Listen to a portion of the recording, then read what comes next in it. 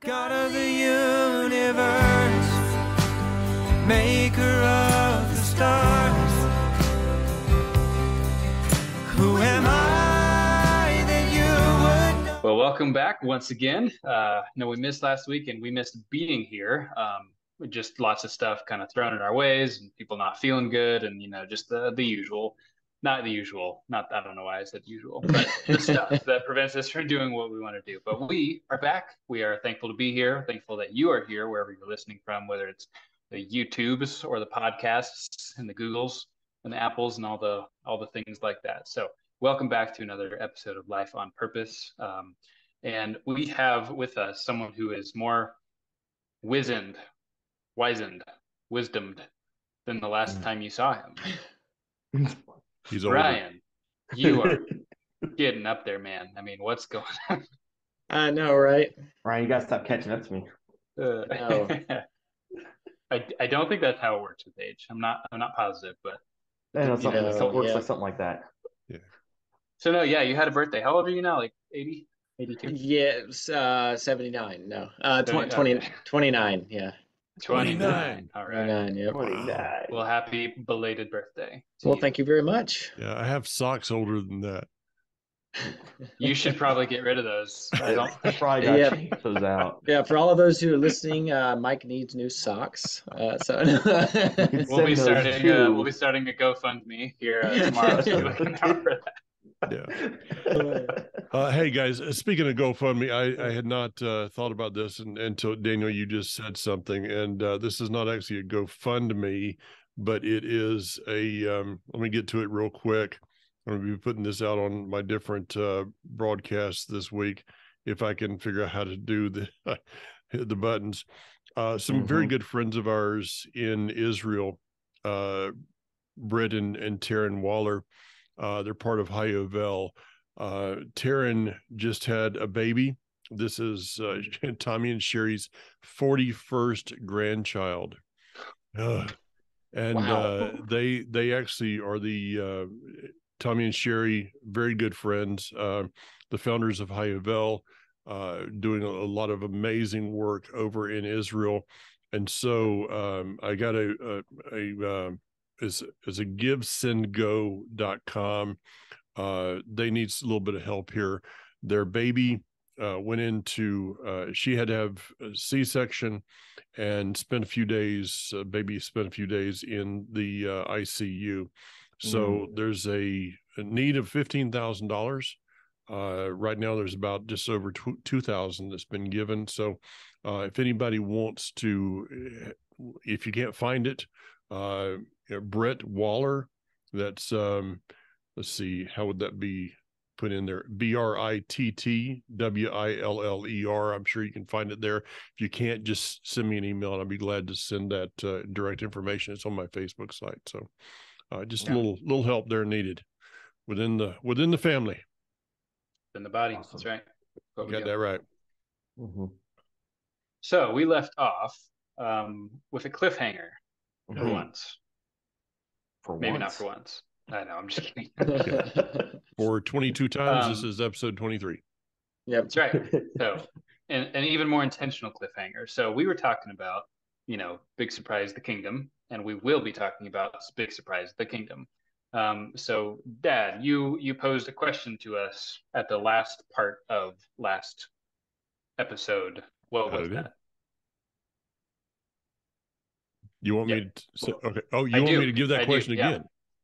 For the handoff, yeah. Okay. I sorry, missed the handoff there. I was thinking about Ryan's age. So I asked a question regarding the kingdom of describe your thoughts on the kingdom in one word. Now, those words, I did not put down the order of who did these, except for mine, because I do know that still, is restoration, service, order, and peace. So let's see, if my mind serves me right, and no, it's not going to. Who did restoration? I did. I thought so. I thought so. I Yeah. just didn't want to be wrong. I know. Yeah, I got you. So I think how do we want to do this? We want to just kind of give a brief synopsis of why we think it's So what we think? Okay. give me where are you coming from on that restoration? Oh, so I think where I'm coming from restoration, I've it's that the first thing that hits me is the first question we ever asked: who are you? Well, you're a child of the king, right? That's the first thing. So that's the whole idea is if you're going after the kingdom, then he's going to be restoring you back to what your original, where you were at before. Adam was in the garden. We're returning back to that. And I said it before last time. I still love it when you have all the kids. All right, go to the beginning of the book, turn to Genesis, and go to Revelation. Was it 22? Yeah. You go right to Revelation 22, and I saw a new heaven and new earth.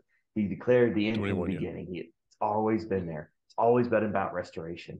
And if you're putting the kingdom first, I think in some way or form, and that's what I think is going to be super cool about all these one-word descriptions we have, in a way they kind of all play together. And I bet you we're going to find how they're similar. And that's why I think restoration it's going back to the garden. It's going back to that order. If someone had said order, that it's going back to that order that was before and returning back to, I think you had said about peace. And that peace will be that restoration, returning back to that and reestablishing that. So I think that's why it just jumped out of my brain. Okay, excellent. Yeah. Who did service? That was me. Okay, that was this guy. The first thing that came to my mind was, just how Yeshua is he's so humble all the time, and everything that was anticipated of him to do in any given moment, he pretty much did the opposite every time. Just how, even from the biggest perspective of they were expecting a conquering Messiah, but he came as the Messiah, the servant. And so, there's so many different times where, he in Matthew 20, around verse 28, the Son of Man did not come to be served, but to serve and to give his life as ransom for many. So, I think this comes on the tail end of, or at least, somewhere close by is the disciples asking, like, which one of us is the best in the kingdom? It's got to be me. It's got to be me, all that kind of stuff. And, and Yeshua's like, one of his answers to that in the big scheme is, I did not come to be served, but to serve. And again, in John 12:26, if someone is serving me, let him follow me. For wherever I am, my servant will be there too. And my Father will honor anyone who serves me. And so it seems to be something that Yeshua was very intentional to project and to showcase, even to the extent that one of his last acts before he went to the execution stake was one of service and one of washing the feet of his disciples, even the one who would betray him. Yeah. That's good. Well, since I know which one I did, Ryan, I guess that leaves the order to you. Leaves the order to me. No. When you asked that question, the first thing that came to mind was just the world that we live in, that we see around us, so often is filled with such chaos. So much negativity and things thrown at us from every direction. And then I recalled, one of God's very first acts we read about is how he calmed the chaotic waters in Genesis 1. And so it's funny because in my sort of like scripture research, instead of Googling order, I Googled chaos to see what would come up scripture-wise. And I think I hit upon the verse that kind of sums it all up. The entire answer just really speaks to everything. It's Isaiah 45, starts in verse 18. It says, "For thus says Adonai, who created the heavens, God who shaped and made the earth, who established and created it not to be chaos, but formed it to be lived in. I am Adonai, there is no other. I did not speak in secret in a land of darkness. I did not say to the descendants of Jacob, it is in vain that you will seek me. I, Adonai, speak rightly. I say what is true. Assemble, come and gather together, you refugees from the nations." Wow. Where was that at? I love it. It's all of it right there. That's pretty sweet. There it is. I think that sums it up. Cool. Very Well, good. let's run with this chaos thing for just a moment before I chime in there with my word.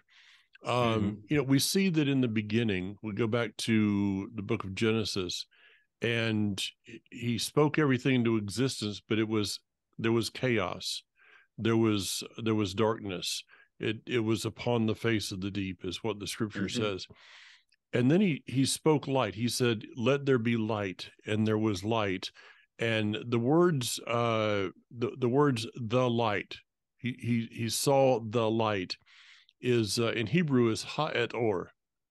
And interesting enough, if we take those the words, not to get really deep into this thing, but if we take the letters and we turn it into numeric value, okay, and that's something we're doing right here. All right, anybody that understands computers, a computer is digits, is based upon numeric on off kind of things. So where did we get that? Could it be that all of this was created in the beginning, and so the Hebrew letters each have a numeric value? If we take the word ha'et or, it has numeric value of 613. Like 613 commandments. Oh wow, yeah. It's all that. It's funny too that if you take the word order, I like the other English translation as well. Like instead of being something in order, like to give unorder. Mm-hmm. When we look at the 10 words, the 10 devarim, right? It translates to the 10 orders. Yeah. Not just, and if you do a whole word search on that, that's a trail of its own, just in the meaning of the Hebrew word for order there. So if we have obedience to God's commandments upon this earth, we have order. And if we have disobedience, we have disorder or chaos. Is Yes. that too simple? No, I think that's right. That's hitting the nail on the head. And I think that's why there's probably so many believers walking around in a state of utter confusion, because if you are a believer, but you expect life to be like, totally hunky-dory and no problems whatsoever. Like I do believe that God, wants us to live prosperous, and I put that in quotes because there's many different terms and definitions to that. Lives, you could even define prosperous as a peaceful life, no matter what comes at you. And so, don't think I'm talking strictly about money kind of things. Okay. So he calls us to that, that kind of life, but everything in this world is the opposite of how it's going to be in the kingdom. And so if we live lives that seem like they're in order to the world here, then they're actually in chaos. And if we live a life that is chaotic to the world, then we are actually living in the order of God. And so it's just, everything is just so flipped. And I don't know what the last thing I was going to go with that was, but there you go. There it is. Well, that was good though. I liked it. Oh, great. Good. David, you want to add to that before I move on? I think that's the biggest thing we're experiencing now is that you guys talk about that chaos that is all around the world. So his kingdom is something that is going to be completely opposite, to echo what you guys have just said. And I can't help but look at how all these things kind of connect together, order, and how peace is like kind of I think that I'd like to hear what you say this, Mike, but that shalom is kind of that final answer. It's like, okay, all these things happen and it leads us to this shalom. And I know that you're going to go more into the definition like you went into last time. Yeah. And so that's something that is going to be really awesome to see restored again. I kind of like to see that happen in this world. Okay, so, but before I get there though, let me take it just one more level here. Okay. One more. In the book of Romans, it talks about that the earth is groaning. Okay. So we're told in the media and by a lot of the educational facilities and stuff out there about global warming, climate change, all of these things, and the reason is because Tony drives a diesel truck. Right. That's the reason for all this, and you guys own horses and you got cows around, and that's why everything is in chaos today. Well, could it be the possibility that that as mankind goes farther away from his command, the Creator's commandments, that is truly having an effect on the earth, on creation itself? Is that too far out to really believe? No.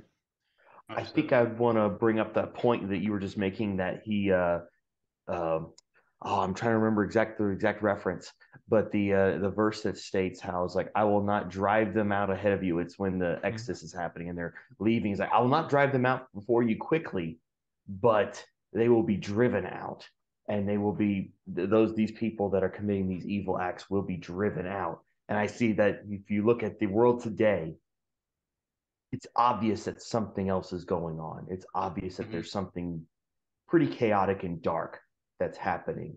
And like you said, these higher institutions that want to make us believe that because my father-in-law drives a diesel truck, or because we're doing all these things, that is what's causing the chaos in this world.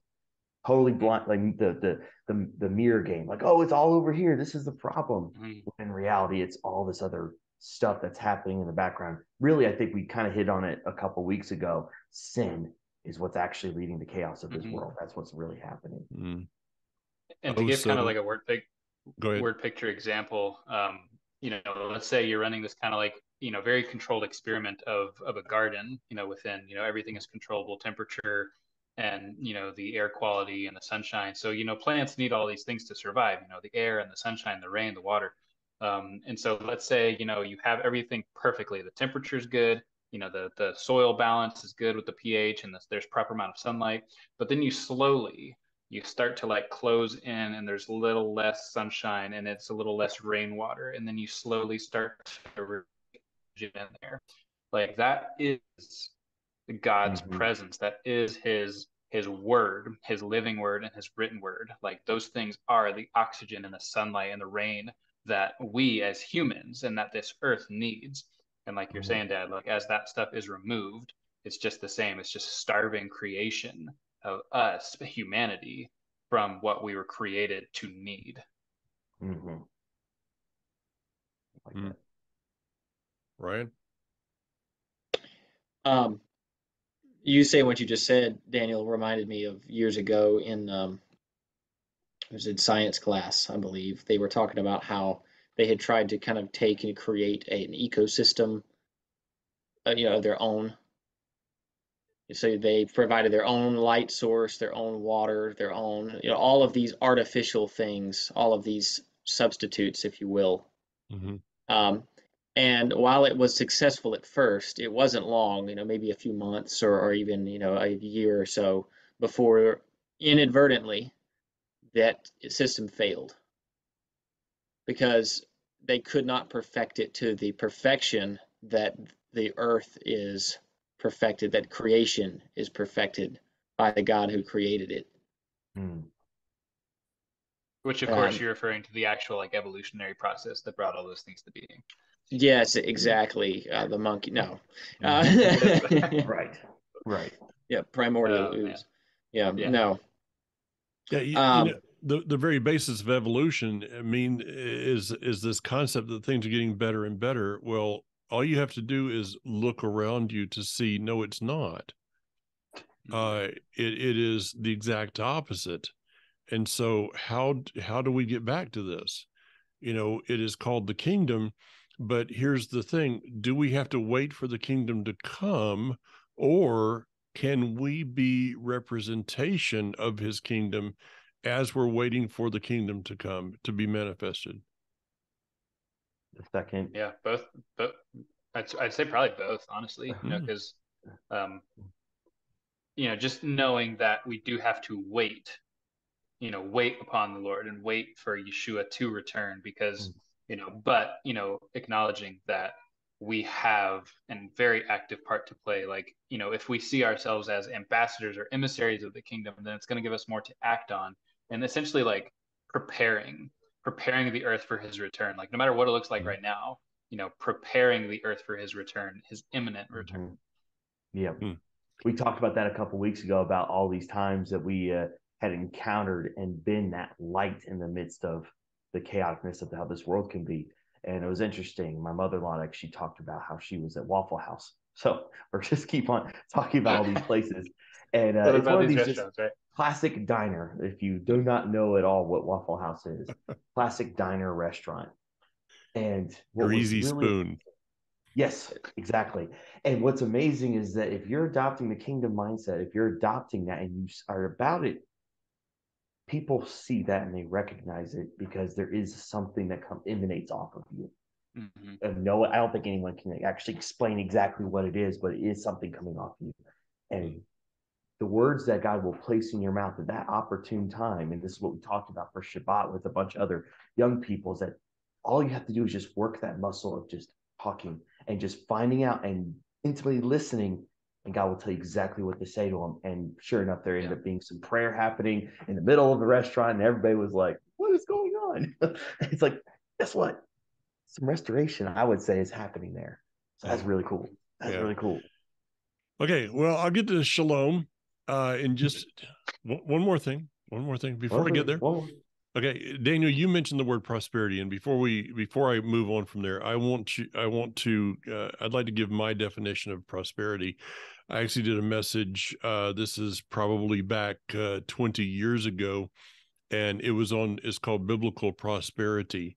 And in there, and I taught this message in Tulsa, Oklahoma, which is a kind of the mecca for Christian prosperity gospel kind of thing. And the statement that I came out with regarding biblical prosperity is having what you need today to fulfill God's will for your life. So if today you have had everything that you needed to fulfill his will for your life today in establishing his kingdom through you today, then you have been prosperous. That's absolutely true. Okay. Yeah. So, okay, move That's on. good. So mine is peace. All right. The English word is peace, but the word peace in English really waters down from what it means in Hebrew. And the Hebrew word is shalom. If you've ever, those who have been to Israel, the greeting when you greet someone when you leave is shalom. And it literally does mean peace. But if we take this word into its biblical meaning, it has a far greater meaning than that. And it actually means, may that which is producing chaos be destroyed. There you go, Ryan. Order. Order. May that which is producing chaos be destroyed. So when we look at the person of Yeshua who will set up the kingdom, what is he called? He is called Sar Shalom, which is the Prince of Peace. So the end result of the kingdom being established upon this earth is this word called shalom. And I want to go to a couple of different verses to bring that out. Number one is in Isaiah chapter 2, and it says, and people can read the whole context. I'm not going to do that here. But it says, come, let us go up to the mountain of Adonai. And this is Isaiah chapter 2, verse 3. The word Adonai, Lord or God, to the house of the God of Jacob. He will teach us about his ways. We will walk in his paths. For out of Zion will go forth the Torah, the instructions of God, and the word of Yud-Heh-Vav-Heh, Adonai, God from Jerusalem. He will judge many peoples and arbitrate for many peoples. Then they will hammer their swords into plow blades, their spears into pruning hooks. Nations will not raise swords at each other, and they will no longer learn war. Not only will there not be war, guys, we will not even learn war. Yeah. Wow. I went to boot camp. This is many, many years ago. I went to boot camp in Fort Jackson, South Carolina. And it was not wartime. America had just finished, pulled out of Vietnam, so there was no war. It was prior to the Middle Eastern things that have gone on. But you know what I was doing in boot camp? I was learning war. I was learning how to throw a grenade. I was learning how to set up a Claymore mine. I was learning how to shoot a rifle. I was learning those things that if ever needed, I knew how to engage in war. Mm-hmm. So in the kingdom, we will not even be learning how to engage in war. That's how far off it will be. It's such a polar contrast of what our world is now. I mean, such a polar contrast. I think since history books have been written, other than the Bible, it has been nothing but this nation versus this nation. It has always been that way. If you think about it, I feel like that's actually, I might be wrong on this, but that's like the ultimate form of chaos reigning supreme is human versus human clashing together, and death. And because death, really, chaos and death is simultaneously, right? That's kind of a linked word. I've read that verse so many times, but the idea of not learning war in the kingdom, that kind of, if you think about the garden, was the same way. Mm-hmm. God didn't resurrect Adam and go, all right, now here's how you fight. And it's like, that wasn't even a thing. It wasn't until after the fall that became something that they had to instill in them. Wow, that's something. It's not even just physical war too. Mm-hmm. It's like, there will be no need to learn or experience emotional war or verbal war, anything like that. There will be no more debate classes. It's like, there will be the order of being taught directly from the Messiah himself, and there. The need to go on Facebook and argue about something will just completely just dissolve. Yeah. I was thinking, what would Facebook be without our arguments? It would be refreshing. I don't know what it would be. It'd be just another website, I guess. That's what I guess I'm trying to say is that I think your entire life, not just in war or in the sense of debating, but you always then are like, well, you got to be safe and you got to like be watchful and keep a watchful eye because you have to do that in this world because it's so dark. Think about the idea that won't even be a thought, mm-hmm. because there will be that kind of peace on this earth. That there will be that kind of peace. Yeah, I like to fight for that. I'll fight to bring the kingdom for that. I think if you need a reason, like it's like, why should I do all this? Because one day it won't be that way anymore. What you're used to, what you think that you have to do, and that won't be necessary anymore. That was a bygone era. You'll be telling someone that that's what you did, and they'll be like, huh? What? Right? Like that would be a foreign concept. That's just wild to me. I find it very interesting that we have been doing this podcast for 22 episodes now, and I've done several other things together since. But when Dad, you asked that question, our answers were all over the place. They are correlated. Obviously they can go together, but just so different. And I've just been thinking about it since we've been talking, just how they almost lay out a process where the end of it, when we're in the kingdom, there will be order. Things will be as they should be, and things will be as he has created them to be, in their proper order. All things, creation and us, and just the commandments, the standard of living, all those things that will come about through shalom. Shalom is it's not peace in the English word. It's like a state of being. It's an inactive word, but shalom is very much a verb. It is an active word. It has within that picture of may that which is producing chaos be destroyed. That is an active peace. That is an active. It's a violent peace, honestly. And so that order will come about through shalom. And the restoration is the process that takes us from where we are to that shalom that will produce the order. And what can we do in aiding the restoration? We can be of service and serve those around us like Yeshua served those around us today. I like that. I like that. As I noticed the same thing, Dan, when I was looking at, I was like writing them down. I was just thinking about them. I was like, you know what? In the same way that you're kind of talking a bit slightly different, but I was like, these are all connected. These are all connected. So like there's almost a little process here. Maybe it's even a t-shirt. Who knows? We'll see. It is a T-shirt there. The first But, Life on There you go. Purpose T-shirt. Yeah, There you go. there you go. Be about the Okay, kingdom writing work. Yeah, be about the kingdom work. Restoration. Make a note of Yeah, this. I Life on love that. Purpose I love that T-shirt. idea. I think that that's something. Actually, that's what actually came up. I actually wanted to. You brought in that service thing. I really wanted. We've been talking about shalom, and I think that there's a correlation between the two.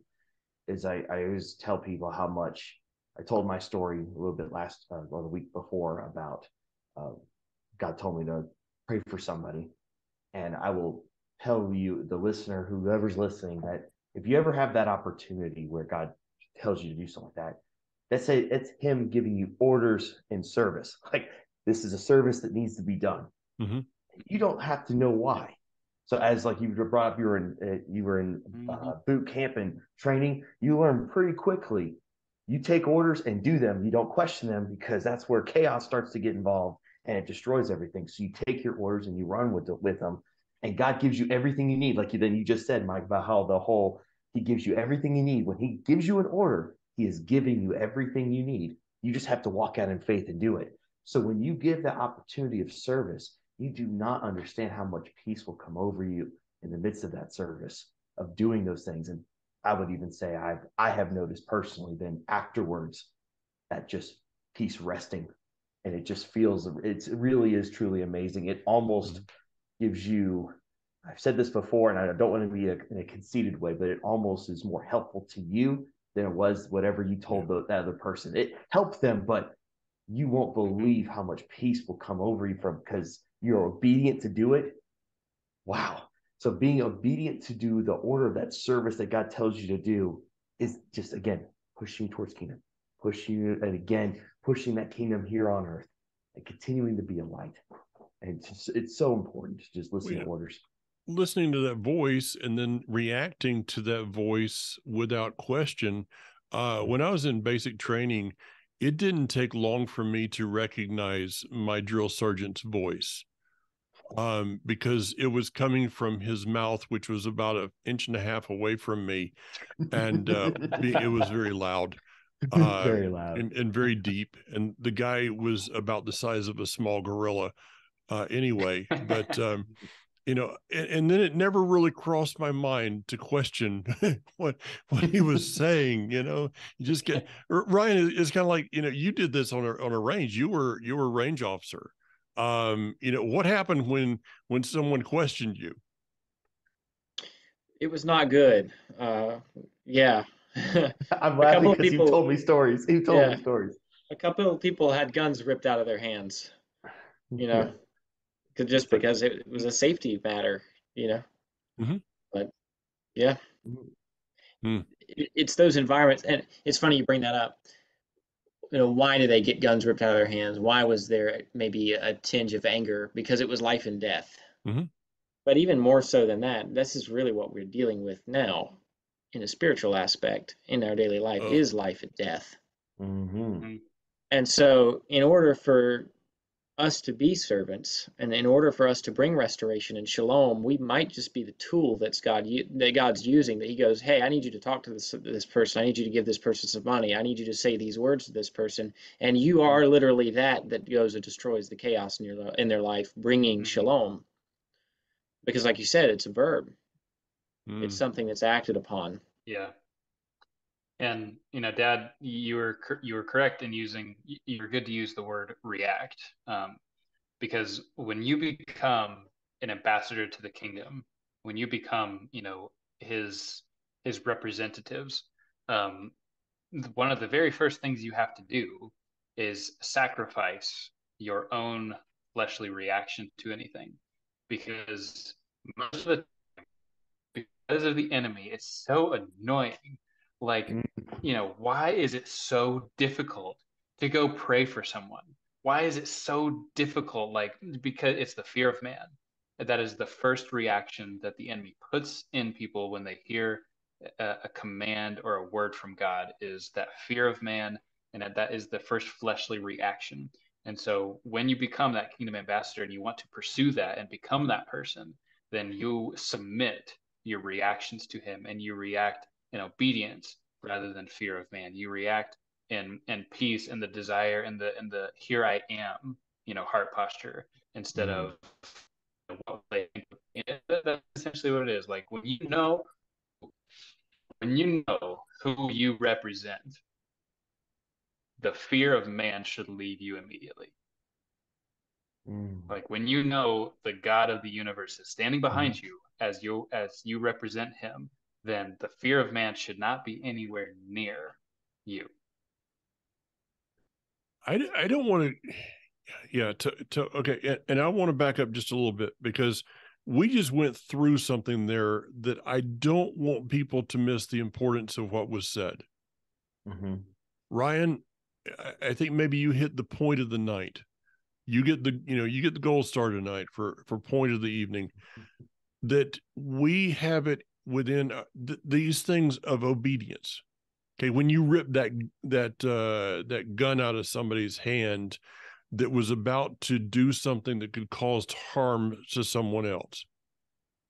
When I worked air traffic control tower at Fort Rucker, Alabama, I was the ship supervisor and trainer, and there was a guy that outranked me, but I was training him, and I yanked the headset off of his head because he had refused to give it to me, and he was about to put two aircraft together.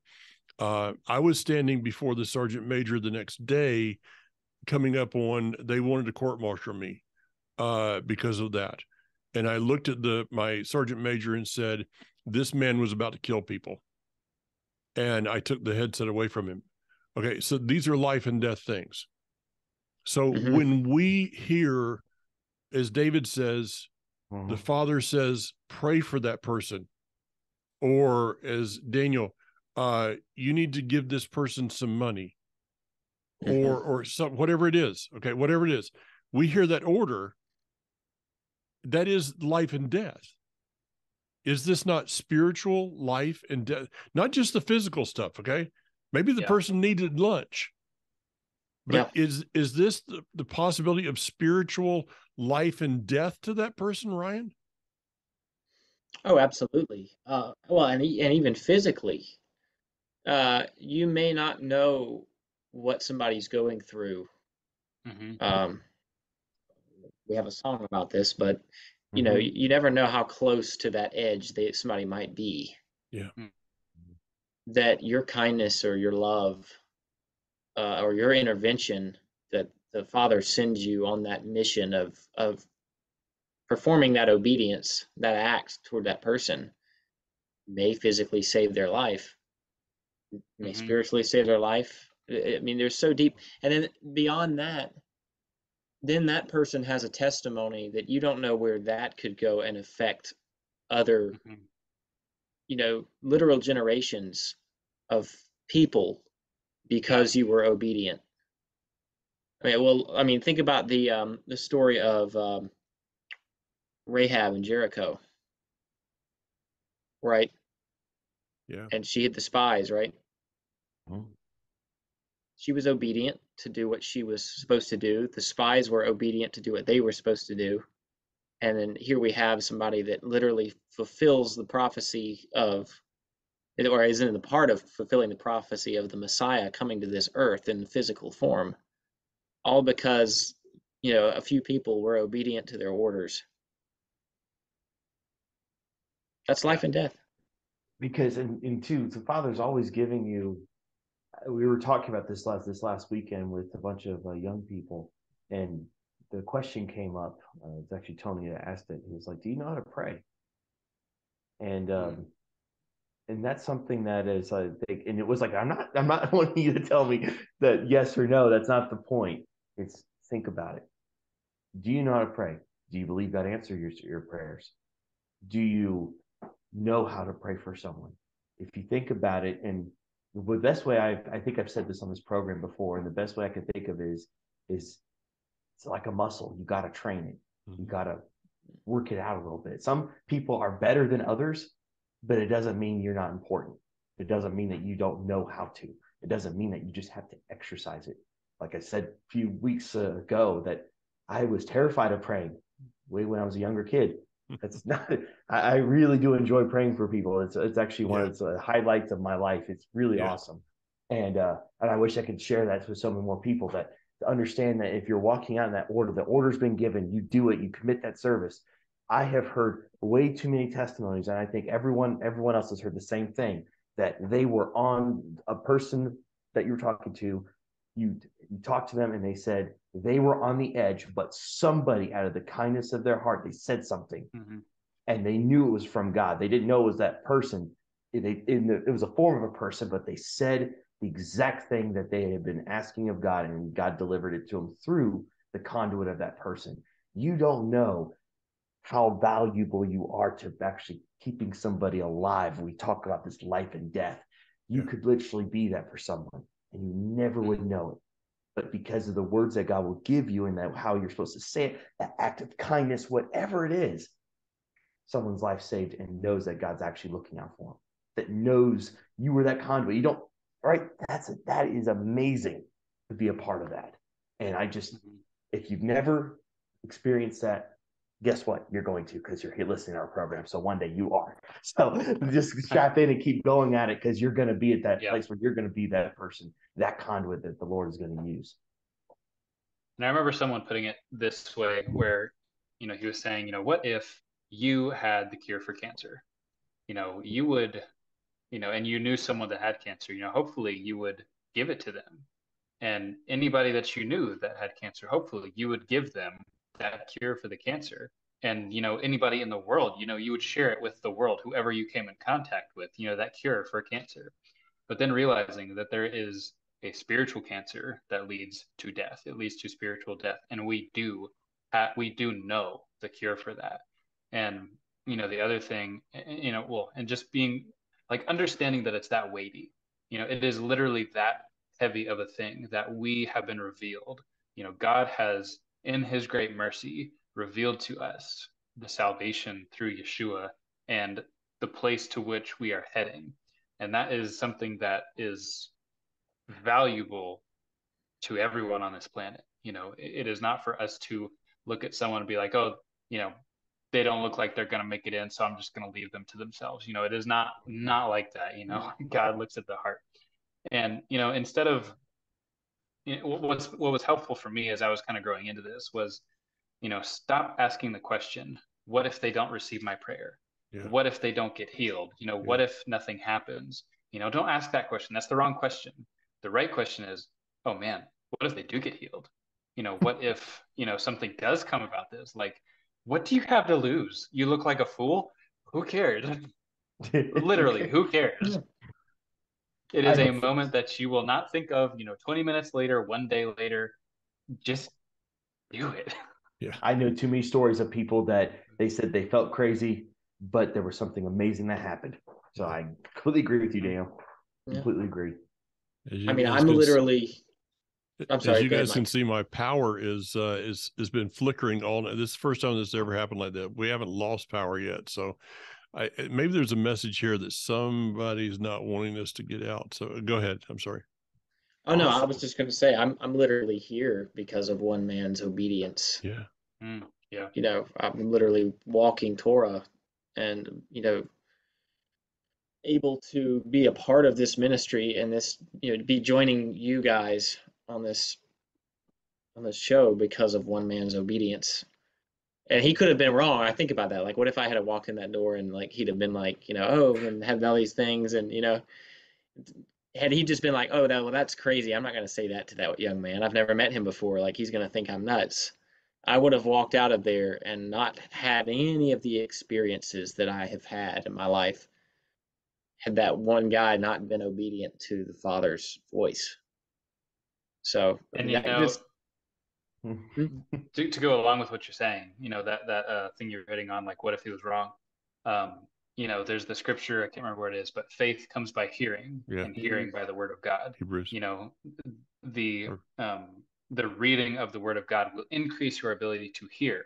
And then, the nature of this, like, it's not about getting it wrong. Like, it's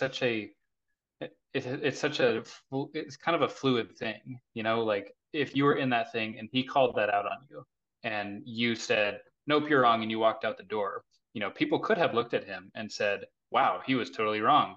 But, maybe you were just being stubborn, and right. So, like, it's not, faith comes by, hearing by the word of God. And faith is the evidence of the things we don't see. Like if God tells you to do something, you have to do it by faith, whatever the outcome. It does not matter if you see the outcome immediately or not. That's not what it's about. It's about the obedience. Mhm. Let me take a second then, guys, and kind of clue you into something that I'm been kind of running over and in my mind here lately. We're going to be working together a couple times here in not too long from now. We're going to be up in North Carolina, northern North Carolina in April, and then we have Revive coming up. And I'm really feeling like that we're going to be starting to teach on how to minister, teaching people how to minister to people. That's it. Yep. Yeah. Because the Father's going to put us, if you're asking to be that conduit that we talked about a few weeks ago, then He's going to take you up on that prayer. And you need to be able to stamp, to go, okay, well, hey, prayers are answered. I guess I better do something here.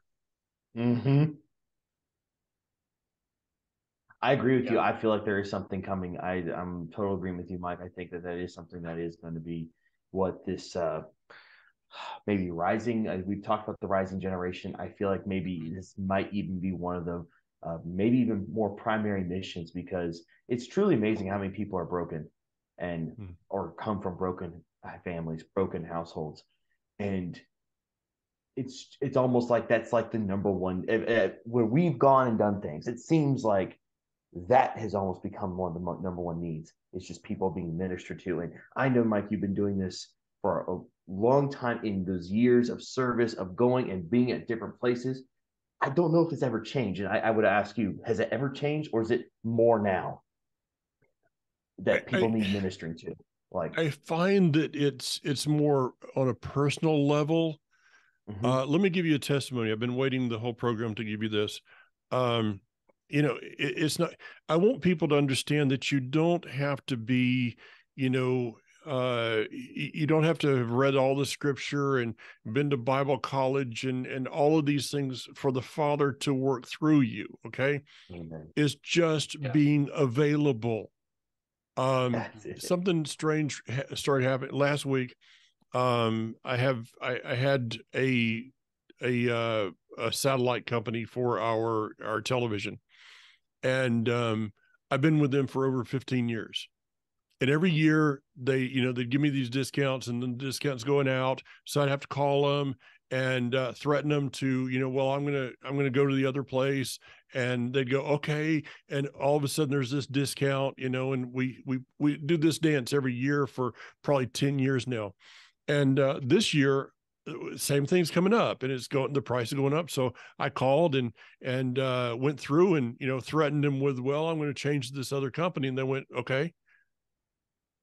And I'm like, wait a minute. You're really going to just let me just, after all these years, you just go, yeah. Okay, fine.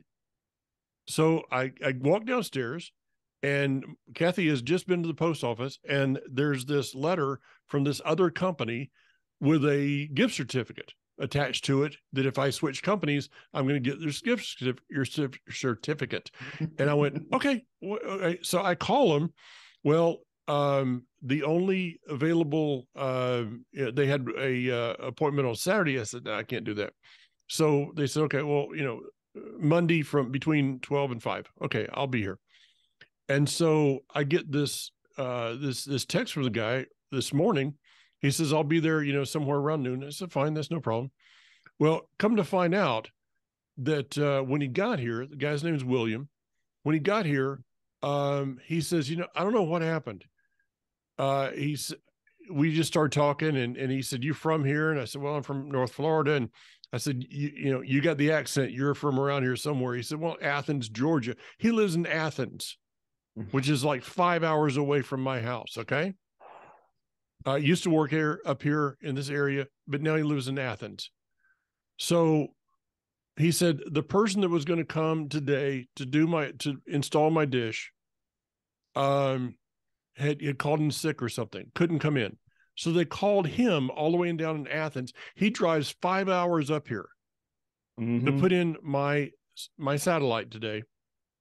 And we start talking. He just turned 30. And, one thing led to another. I said something about being in ministry. He said, wow, man, thank God, that's wonderful. That must be a really rewarding thing.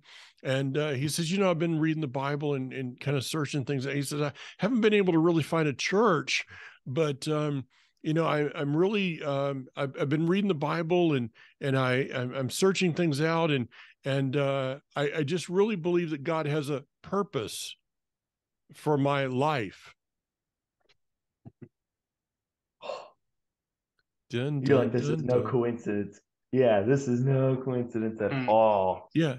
And so I said, hey, I got a podcast that I do with some my son and a couple of friends, and they're your age, and I said, I want to, I'm going to send you the link to that, and here's my card and stuff. Guys, I know that people might think I'm crazy out there, but God did every bit of that. See, when I called today to the other company, 100%. When I called to the other company today to cancel my service, they were going to give me the discount. They offered you a discount. Oh man. Yeah. So, William, if you're watching this or listening to us, the Almighty, the Creator of the universe, orchestrated all of that so that you so that we could meet, and that He could begin to give you. Yes, He does have a purpose for your life, and He loves you and will go to any extreme there is to get a hold of your life. And see, that's what I prayed this morning, is the Father would bring the right person into my house. Amen. Wow. Amen. We talked about that idea of waking up with the idea of, how best can I serve you? Who can you bring in my path? I'm telling you, I don't know if I've actually stressed this at all, or anyone has stressed this. When you pray that, He actually is listening. He's really listening to that. He actually starts planning people. And Mike could have easily been extremely irritated about service being down and everything else, or could have been like, and that, of course, everyone gets irritated, but not going so far to go, wait a minute. But then as soon as you hear that, you're like, oh, now I get it. Now I get what's going on. All right, I'm paying attention. What do you want? Okay. All right, I'm paying attention now. So I think I really wanted to say this, and you said this quite a few times, that when you're doing things in this world, you're going to think that, oh, everything's go hunky-dory. If I just believe in the Messiah and I'm going towards this kingdom, everything's going to be hunky-dory and fine. That is not true whatsoever. It is not that way. Mike hit on the point that the prosperity, biblical prosperity, being that He provides what you need that day. It might be a little less sometimes, but it will sustain you through that day. It will. But the idea that you've got to fight through that chaos. You've got to fight through the chaos of your day. You have to learn how to have trust and faith in Him. Because I think, Mike, you had talked about this before, about there being like, you had traveled through a cliff or something like that, where it was so dark, you didn't have a lot of light, and you just had to okay, I trust you. I got to just keep going. I got to keep going. That's how life is going to be like. Actually, Ryan, you had something similar this last weekend, actually. Yes. That's exactly right. Let me wrap up my point. Maybe you might want to come back to that. But the idea that chaos, it's not just going to disappear when, oh, yeah, I believe in the Messiah, everything's going to be hunky-dory. No, you're going to have to keep committing to this. It's all about rebuilding your faith. He's going to bring challenges before you, because it's promoting you in rank, if you want to think of it that way. It keeps on doing that to you, because as you face adversity, you will climb above it. Because I know I could be just like Mike, and I've had situations just like Mike had just talked about, where things happen that were not going well how I wanted it to be, and I could have just lost it on things. You can't do that. You got to wait. Maybe there's an opportunity. What if there's something? And then I know that we've talked before, then actively looking for opportunities where God's saying, I need you to move. If you key that in, exercise that muscle of continuing to search out for people that might be in need, you will be. That's that richly rewarded, because it's gonna fulfill that verse that says that seek ye first the kingdom of God, and all these things will be added to you. Then you will know what that really means in your life. I had to at least say that. I had to get that out of the way. But Ryan, we're running out of time, but you got a story there. It would be a little bit more involved to share, but basically, it was an event that I was at that part of the culmination of it was we were hiking at night on very treacherous terrain with no light or red light, because we were trying to be kind of covert for this particular operation that we were doing. And it became where you had to trust the man in front of you and the man behind you, because they would be there if you slipped or fell down or got too close to an edge. They would be there to grab you and pull you along. And also, that's all you could see was their shadow in front of you, and you just had to trust that you were walking right, and that you were following the leader and following the orders that you were given, because then when you would make it safely to your destination. So there's a program in itself.